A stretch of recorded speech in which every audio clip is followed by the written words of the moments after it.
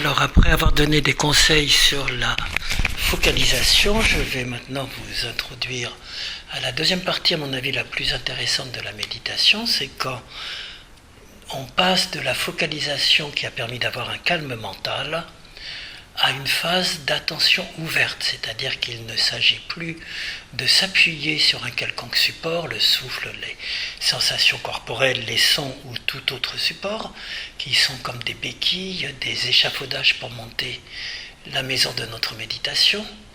Mais une fois que cette maison est montée, on peut laisser tomber les échafaudages pour ne plus rester qu'en attention ouverte, contemplative. Donc cela signifie que je vais vous inviter dans la prochaine méditation à juste ouvrir, comme avec un grand angle et non plus comme en zoomant et en focalisant, donc comme avec un grand angle, ouvrir votre attention, votre présence à tout ce qui se passe instant par instant, juste pour l'accueillir. Alors bien entendu, au début, ça peut faire peur, on a l'impression qu'il y a un tohu-bohu d'événements qui se présentent, qu'on peut être emporté par eux, que ce soit des sensations agréables ou désagréables souvent, des petites douleurs dans le corps, que ce soit des émotions, elles aussi, parfois agréables, comme la joie à laquelle on a envie de s'accrocher, ou parfois désagréables, comme la tristesse ou la colère ou l'ennui qu'on a envie de chasser. Ça peut être des pensées aussi, bien entendu, des ruminations, pensées positives ou négatives. Bref, pendant le temps de la méditation, quand on ne se fixe plus sur rien, tout cela se présente, se produit instant par instant à la surface de notre conscience. Ce qu'on essaye en méditation, c'est juste de les accueillir, sans rien toucher, sans chasser ce qui ne nous plaît pas, parce qu'en ce cas-là, ça reviendra avec force, comme le retour de refoulé de Freud, et surtout sans s'attacher en se disant que cette idée est intéressante, qu'on va la poursuivre, ou même que par curiosité, on a envie de voir qu'est-ce qui se passe après. Ne pas chasser, ne pas s'attacher. C'est l'essentiel, à la rigueur, tout est dit. Maintenant, c'est dit, je vous laisse juste quelques secondes, regardez ce qui se passe, juste en vous, quand vous ne fixez rien, que vous cherchez juste à accueillir le moment présent.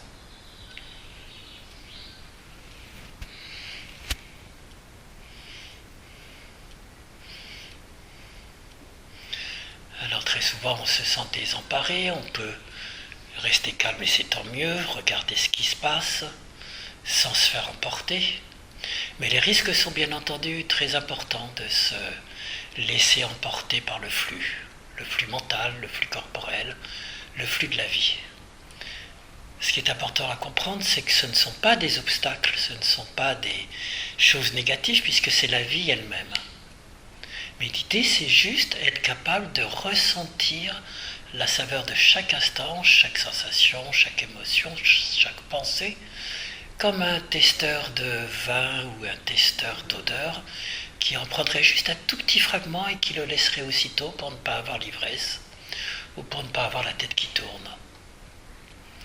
Juste goûter la saveur unique de chaque instant et la laisser éclore sans la suivre, sans vouloir la manger, l'absorber, l'ingérer, en mettant le système digestif et le cerveau en marche.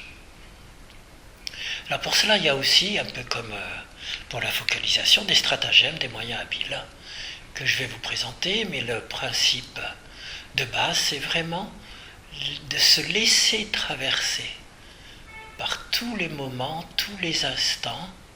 Se laisser traverser, ça ne veut surtout pas dire se laisser emporter, immerger, noyer, submerger par tout ce qui se présente. Juste le laisser vous traverser en étant témoin fidèle de cette vie dont vous jouissez pleinement, que vous voyez se manifester à travers vous, en vous. Essayez juste quelques instants d'accueillir tout ce qui se présente sans rien chercher, le laissant vous traverser sans vous faire emporter. Et sans vouloir que ce soit différent en le chassant.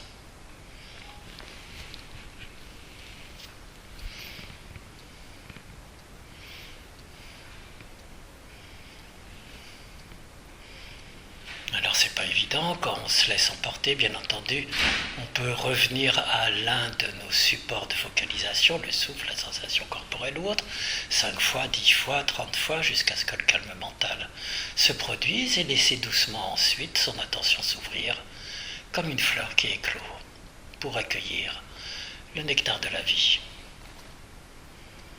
Mais il y a aussi des petits moyens habiles, des stratagèmes, comme je vous disais. Donc je vais vous présenter les 3 principaux qui s'appliquent quand on a des sensations, des émotions et surtout quand on a des pensées, des images mentales qui viennent nous traverser et qui ont toujours tendance à soit susciter de la répulsion, j'en veux pas, soit de l'attachement, je me fais emporter à la suite. Donc le premier moyen habile, c'est de regarder tout ce qui va se produire instant par instant comme des nuages qui se produisent dans le ciel. Juste à partir du vaste point de vue du ciel et pas de celui des nuages. Le ciel peut être parfaitement pur, sans nuages, comme votre conscience peut parfois être sans pensée, sans émotion, sans obscurité. Et puis un nuage peut arriver, une pensée surgir. Les nuages se regrouper, les pensées s'agglomérer, s'associer, au point qu'on ne voit plus qu'un ciel bas d'orage, qu'on est totalement pris dans la nasse de ses pensées, ruminations mentales ou autres. Et pourtant, il faut se souvenir qu'on peut toujours, à tout moment, remonter au-dessus de la couche de nuages, comme lorsqu'on prend un avion, pour retrouver le vaste ciel, plus large, plus spacieux que les nuages qui les accueillent et les laissent passer. Comme à tout moment, vous pouvez revenir à ce vaste contenant de votre conscience, de cette présence pure qui est en vous, pour accueillir les nuages des pensées, les vents des émotions, les pulsions de l'inconscient et du corps, sans se confondre avec elles, en les laissant passer comme des nuages. Laissez passer vos pensées comme des nuages. Sans vous y accrocher, si vous fermiez la main sur un nuage, il se fermerait sur du vide, comme vos pensées sont vides d'être propres. Laissez-les arriver, passer, s'évanouir, comme la trace d'un oiseau, comme le vol d'un oiseau qui ne laisse pas de traces dans le ciel. Juste essayez quelques instants.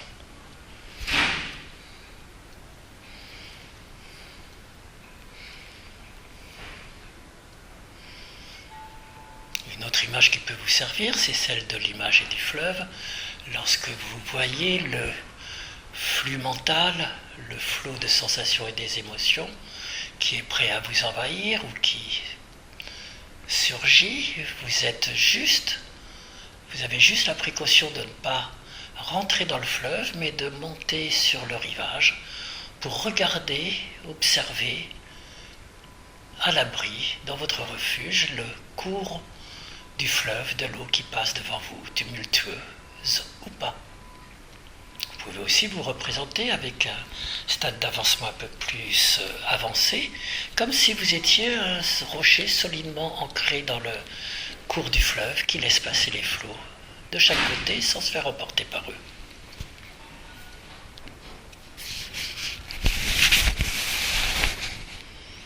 Essayez juste quelques instants de laisser passer vos images, vos pensées, vos sensations, vos émotions qui se produisent maintenant, instant par instant, comme un fleuve que vous contemplez du rivage ou de votre rocher.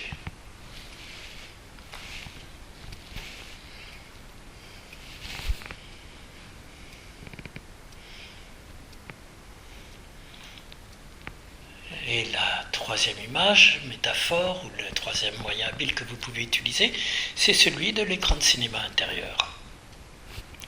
Tout ce qui se présente à vous, ces images mentales ou cette bande sonore, ce petit radio intérieur qui ne cesse pas d'émettre dans notre tête, vous pouvez les écouter ou les regarder comme si vous étiez assis dans une salle de cinéma, bien confortable, c'est votre salle de cinéma intérieure, dans un fauteuil bien moelleux où vous regardez passer sur votre écran de cinéma intérieur le film plus ou moins incongru que votre mental façonne à chaque instant, ou alors que vous écoutez avec des bons systèmes audio le discours intérieur qui ne cesse pas de parler. Et simplement, vous ne vous projetez pas à l'intérieur de l'écran, et plus intéressé par la manière dont les choses sont montées entre elles, les images sont montées, que par le scénario ou par l'histoire elle-même. On va essayer là, c'est vraiment de repartir sur la présence focalisée.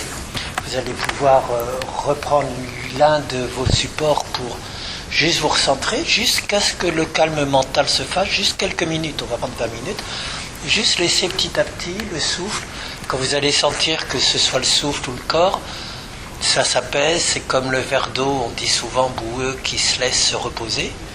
Dès que vous sentez que un calme mental s'installe un peu, vous pourrez passer, je ferai un petit signal, mais vous pouvez le faire par vous, à juste cette présence ouverte, c'est-à-dire qu'à partir du moment où j'ai un calme mental, j'ai plus besoin de me focaliser, j'essaye juste d'ouvrir mon attention la plus large possible pour regarder tout ce qui apparaît, se déploie, disparaît, sans me faire emporter et sans essayer de lutter contre. Juste être là avec ce qui est là. Donc vous pouvez vous installer dans la posture la plus confortable.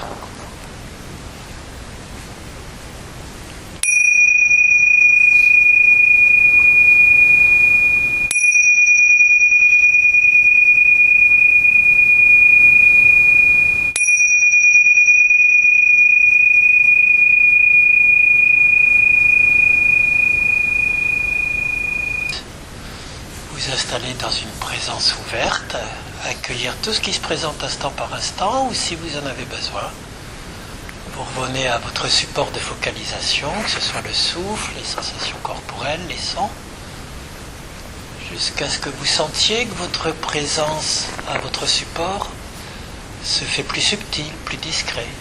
Et à ce moment-là, je vous inviterai juste à le laisser passer en arrière-plan. Vous pourrez toujours y revenir en cas de dispersion de l'attention, d'agitation mentale ou de fatigue, et juste le laisser passer derrière et rester avec une présence ouverte à tout ce qui se passe, instant par instant.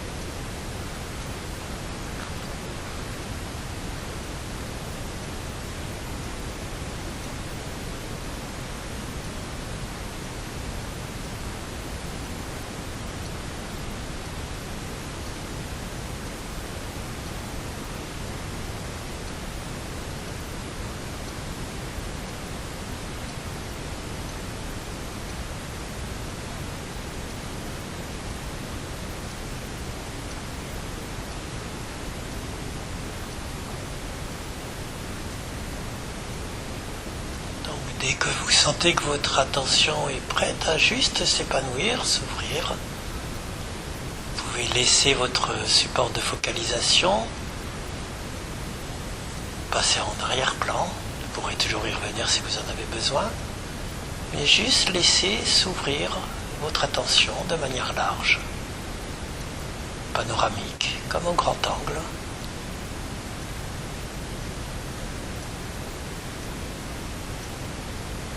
Pour enfin explorer, contempler, regarder, observer tout ce que vous voulez, tout ce qui, instant par instant, émerge, puis va se transformer, apparaître, se modifier, disparaître, laissant autre chose apparaître, etc. Juste être en attention ouverte envers toutes ces manifestations de la vie qui changent perpétuellement.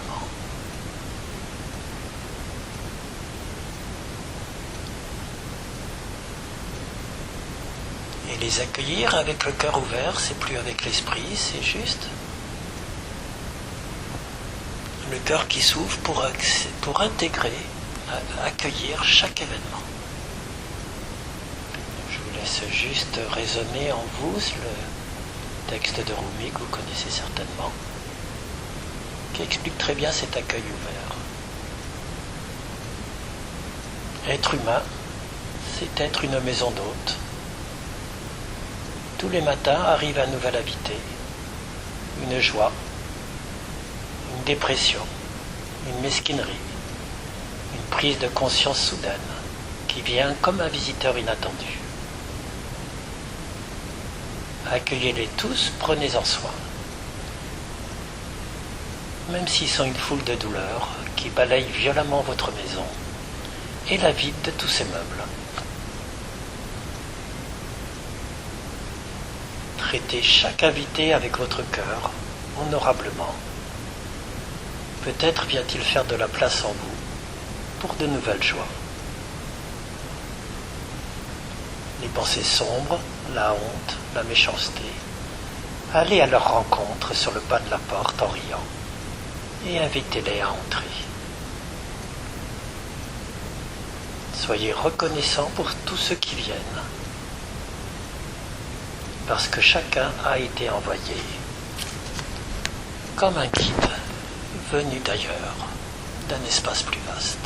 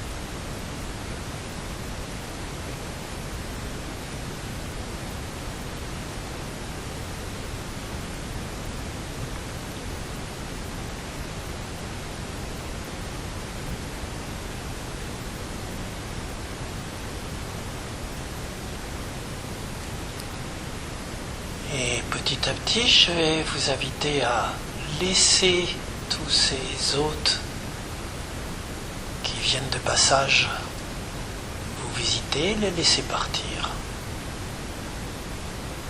les laisser quitter la maison, votre refuge.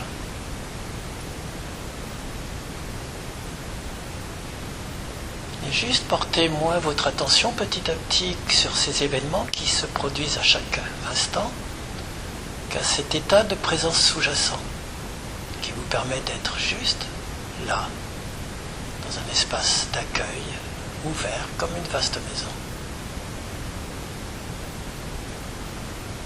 Pour petit à petit ne plus porter son attention sur tout ce qui apparaît, se déploie, disparaît. Par exemple, à chaque fois que vous voyez un événement apparaître à la surface de votre conscience, le laisser partir aussitôt, comme si vous ouvriez la main, le lâcher prise. Vous pouvez aussi, comme dans le Dzogchen, vous servir de votre respiration. Sur une expiration, vous laissez partir le souffle et ce qui était en train de s'installer.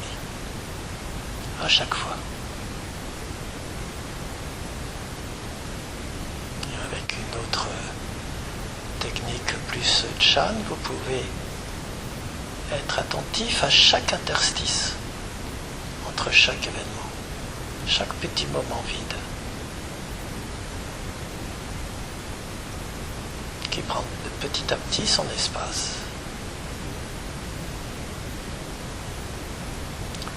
Le principal, c'est de laisser le silence faire silence en vous.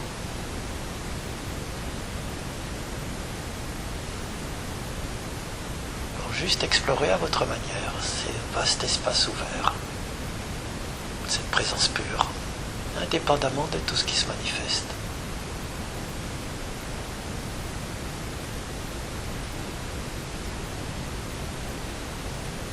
Bien entendu, par moments, ça reviendra au premier plan.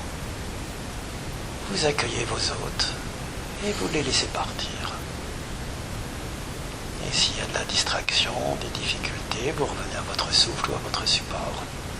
Et dès que vous revenez, vous accueillez vos hôtes. Et après, vous redescendez à ce niveau de présence pure, si c'est possible, comme il se manifeste pour vous. Juste en laissant le silence faire silence, même au milieu du tohu-bohu.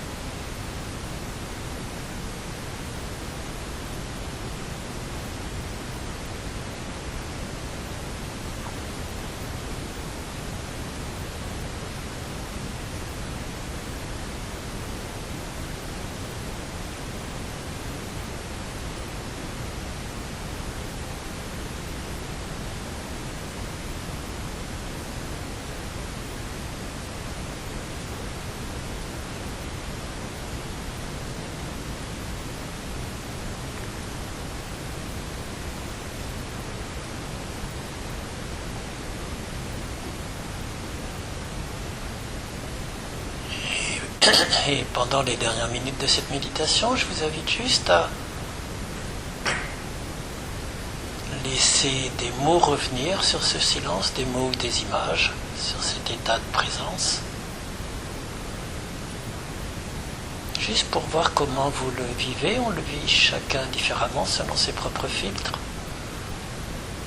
Ça peut être avec un état de calme, de sérénité, ou de bonheur, ou de joie, d'amour, des images, d'eau, d'air, etc. Peu importe, juste voir comment cela se manifeste, se traduit à travers vos prismes mentaux et corporels. Pour le reconnaître, pour plus tard, essayer de le retrouver.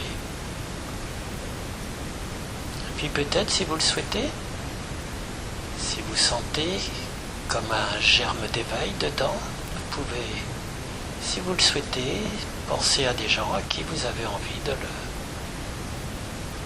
l'envoyer, de le transmettre, ou de penser à eux. Juste pour ne pas garder pour soi, mais pour partager.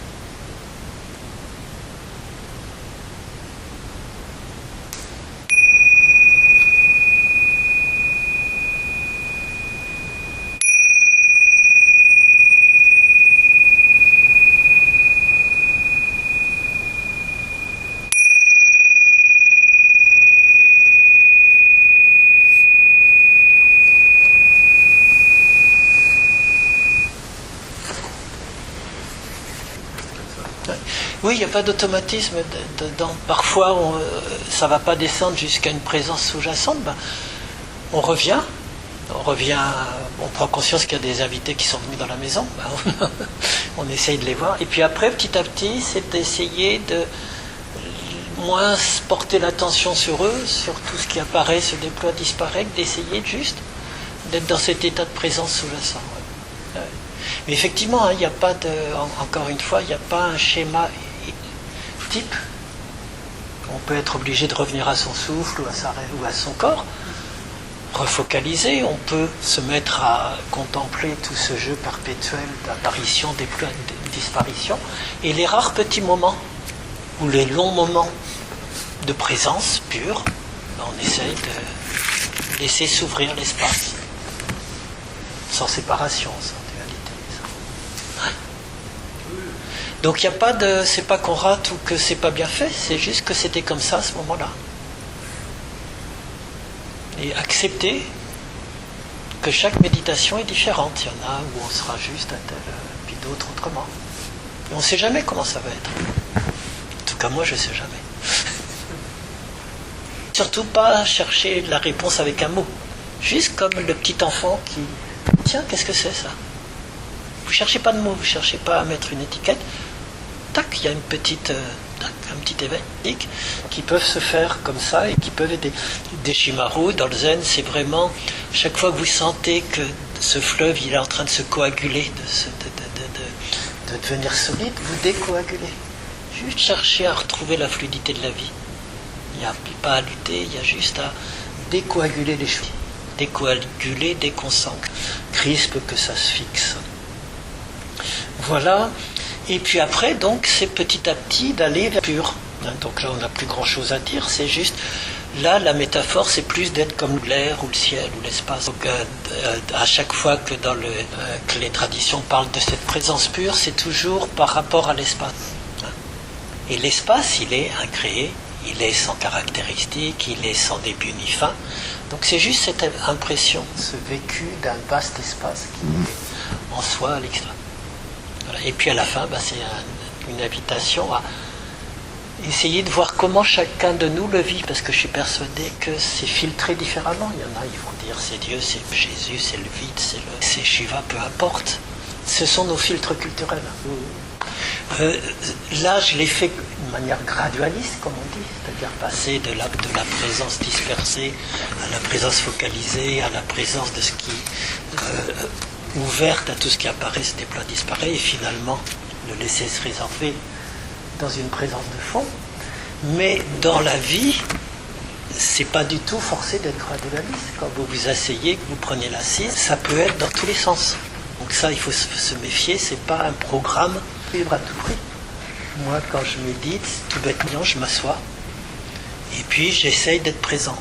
Et puis tout peut se mélanger de temps en temps. Ça peut être, j'ai besoin de revenir à la respiration. Je sens que c'est le corps, c'est ça.